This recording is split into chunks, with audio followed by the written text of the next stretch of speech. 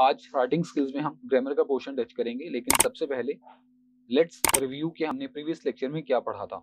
तो previous lecture में हमने डबल वाउल साउंड्स के बारे में पढ़ा था कि वो कौन कौन सी होती हैं, और वो 8 होती हैं। और उसके बाद हमने उन डबल वाउल साउंड्स की डिक्शनरी पेजेस के जरिए प्रैक्टिस भी की थी, और जो हमने प्रीवियस लेक्चर में कॉन्सोनेंट साउंड्स और वाउल साउंड्स पढ़ी थी उनकी भी हमने प्रैक्टिस की थी। Now let's start our today's lecture.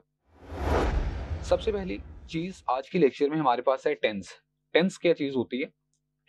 So the tense is the time of the verb, यानी the time of the verb is tense. एक वर्ब यानी एक एक्शन या स्टेट का जो भी टाइम होगा उस टाइम को हम टेंस कहेंगे। और हमारे पास जो टाइम होते हैं वो 3 होते हैं। एक पास्ट यानी गुजरा हुआ वक्त, माजी। उसके बाद दूसरा प्रेजेंट मतलब मौजूदा हाल का वक्त, और जो तीसरा टाइम है हमारे पास वो फ्यूचर है यानी मुस्तकबिल का आने वाला। नाउ हर टाइम की फर्दर 4 टाइप्स होती हैं: indefinite, continuous, perfect and perfect continuous. एक और चीज मैं आपको यहाँ पर रिमाइंड करवा दूं और बता दूं कि यहाँ पर जो वर्ड है कॉन्टिन्यूअस, इसको नॉर्मली लोग गलत प्रोनाउंस करते हैं और इसको ऐसे प्रोनाउंस करते हैं continuous. So it's not continuous, it's continuous. Continuous, okay.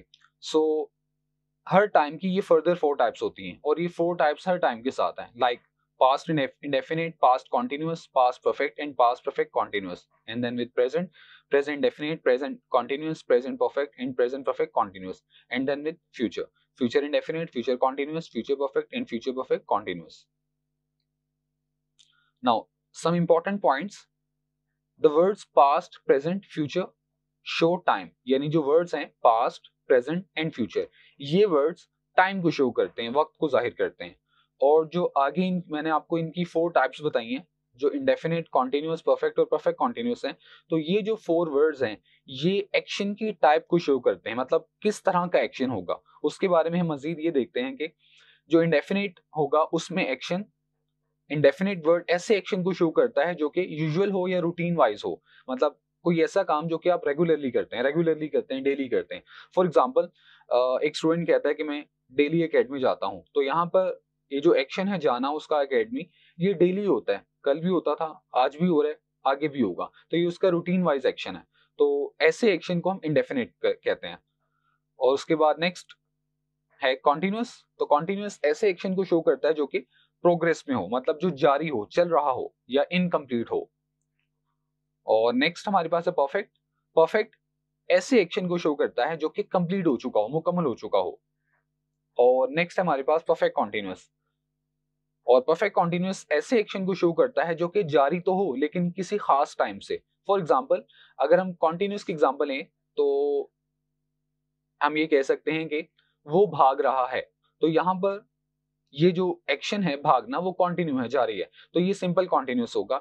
लेकिन अगर हम इसमें टाइम ऐड कर दें, फॉर एग्जांपल अगर हम ऐसे कहें वो 2 घंटों से भाग रहा है, तो यहाँ पर भी एक्शन कंटिन्यू है, भागना, लेकिन किसी खास टाइम से, तो ये बन जाएगा परफेक्ट कॉन्टिन्यूस।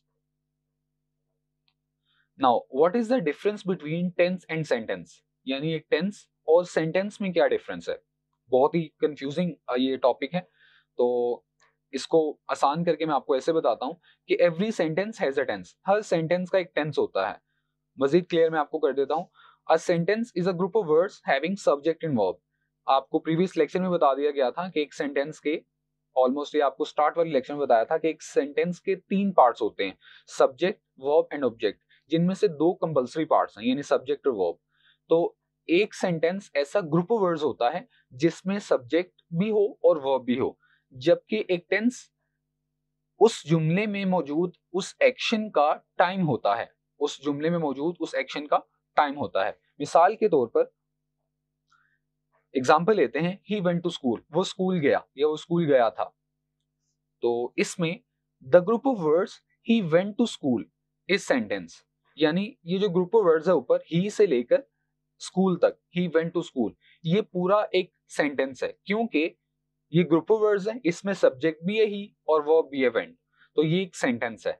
लेकिन इसी जुमले में मौजूद जो वर्ड है वेंट, जो कि एक्शन को शो कर रहा है, वो ये बता रहा है कि जो एक्शन है किस टाइम में हो रहा है। Went shows the tense time जो कि पास्ट है ऑफ द सेंटेंस। तो यहाँ पर वेंट इस जुमले में जो एक्शन है जाना, उसके टाइम को शो कर रहा है, और टाइम क्या है? पास्ट। वो स्कूल गया, चला गया, तो पास्ट में हुआ है, और ये जो पास्ट है ये इसका टेंस होगा। तो अब हम ये कह सकते हैं इवेंट टू स्कूल, ये एक सेंटेंस है और इसका जो टेंस है वो पास्ट है, माजी है। नाउ उसके बाद हमारे पास टाइप्स वर्ब की। वर्ब की 4 टाइप्स होती हैं, यानी वर्ब की 4 फॉर्म्स होती हैं, V1, V2, V3 and V1 plus ing, यानी first form, second form, third form और ing फॉर्म। एक और इंपॉर्टेंट बात, ing हमेशा वर्ब की फर्स्ट फॉर्म के साथ ऐड होता है, सेकंड के साथ भी ऐड नहीं होता और थर्ड के साथ भी ऐड नहीं होता। तो ing is always added with first form of the verb. Example है हमारे पास गो, जो कि फर्स्ट फॉर्म है, उसकी सेकंड फॉर्म है वेंट, उसकी थर्ड फॉर्म है गोन और उसकी ing फॉर्म है गोइंग। उसके बाद इंपॉर्टेंट पॉइंट एक और ये है कि how to use third form and ing form of the verb, यानी थर्ड फॉर्म को और ing फॉर्म को हमने कैसे इस्तेमाल करना है।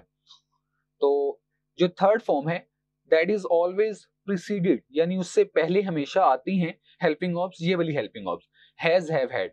तो जब भी आपने थर्ड फॉर्म इस्तेमाल करनी है उससे पहले हमेशा हैज, हैव या हैड, इनमें से एक हेल्पिंग ऑफ लाजमी इस्तेमाल होगी। इसको हम उलट करके ऐसे कह सकते हैं कि जब भी अब हैज, हैव, हैड इस्तेमाल करेंगे उसके बाद हमेशा थर्ड फॉर्म आएगी। तो either way it's the same. और ing फॉर्म जो है it is preceded by helping verbs which are they, is, am, are, was, were and be। यानी जब भी आपने ing फॉर्म इस्तेमाल करनी है उससे पहले आपने is, am, are, was, were और be, इनमें से कोई ना कोई एक हेल्पिंग ऑफ लाजमी इस्तेमाल करनी है। और अगर आप थर्ड फॉर्म से पहले हैज, हैव, हैड, इनमें से एक भी हेल्पिंग ऑफ इस्तेमाल नहीं करेंगे तो आपका सेंटेंस इनकरेक्ट होगा। और इसी तरह अगर आप ing फॉर्म से पहले is, am, are, was, were, be, in helping of में से कोई भी हेल्पिंग ऑफ इस्तेमाल नहीं करेंगे तो आपका सेंटेंस इनकरेक्ट होगा। उसके बाद लास्ट इंपॉर्टेंट बात हमारे पास ये है ऑर्डर। ऑर्डर किस चीज का? लैंग्वेज का ऑर्डर, जबान का ऑर्डर। इस दुनिया में ऑलमोस्ट 7099 लैंग्वेजेस हैं। हर लैंग्वेज का एक खास वर्ड ऑर्डर होता है, वर्ड ऑर्डर, यानी किस तरतीब से उस लैंग्वेज में अल्फाज इस्तेमाल होते हैं जो। और ये वर्ड ऑर्डर किस लिहाज से होते हैं? जुमले के पार्ट्स के लिहाज से। और आपको जुमले के पार्ट्स बताए जा चुके हैं, सब्जेक्ट, वर्ब एंड ऑब्जेक्ट।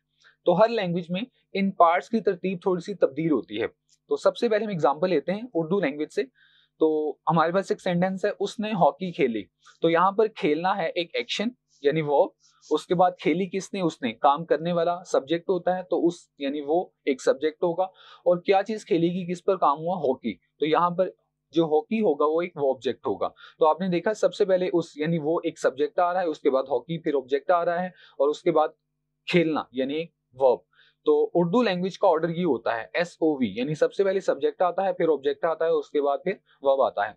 आप उर्दू लैंग्वेज के जुमले आप देख लें कोई भी बोलकर, तो आपको यही ऑर्डर नजर आएगा, सबसे पहले सब्जेक्ट आएगा, फिर ऑब्जेक्ट आएगा और फिर वर्ब आएगा। लेकिन इंग्लिश लैंग्वेज का जो वर्ड ऑर्डर होता है वो चेंज होता है, और वो क्या होता है? SVO, यानी सबसे पहले सब्जेक्ट, फिर वर्ब और फिर object. Like in the example, he played hockey. He subject है, प्लेड एक एक्शन है, वर्ब और हॉकी एक ऑब्जेक्ट है। तो इंग्लिश लैंग्वेज का जो वर्ड ऑर्डर है वो सब्जेक्ट, वर्ब एंड ऑब्जेक्ट है। So that was all for today's lecture. But before I say good bye to you, let me summarise कि हमने आज क्या पढ़ा है। आज हमने टेंस के बारे में पढ़ा कि टेंस क्या होता है। एक जुमले में जो एक्शन होता है उसका जो टाइम होता है उसको हम टेंस कहते हैं। और उसके बाद हमने उसकी टाइप्स पढ़ी, 3 टाइप्स होती हैं, पास्ट, प्रेजेंट एंड फ्यूचर। और उसके आगे फर्दर 4 टाइप्स होती हैं, definite, continuous, perfect and perfect continuous. उसके बाद हमने सेंटेंस और टेंस में डिफरेंस देखा। एक सेंटेंस ग्रुप ऑफ वर्ड्स होता है जिसमें सब्जेक्ट और वर्ब दोनों होते हैं, और एक टेंस उस जुमले में मौजूद एक्शन का टाइम होता है। उसके बाद हमने वर्ब की फॉर्म्स देखी, 4 फॉर्म्स होती हैं, first form, second form, third form और ing फॉर्म। और उसके बाद हमने उनके रूल्स देखे कि थर्ड फॉर्म से पहले हैज, हैव, हैड इस्तेमाल होता है और ing फॉर्म से पहले is, am, are, was, were और बी इस्तेमाल होता है। और उसके बाद हमने इंग्लिश लैंग्वेज का वर्ड ऑर्डर देखा, और इंग्लिश लैंग्वेज का वर्ड ऑर्डर क्या होता है? SVO, subject, verb and object. So that's all for today's lecture. I will see you in the next lecture. Till then, अल्लाह हाफिज।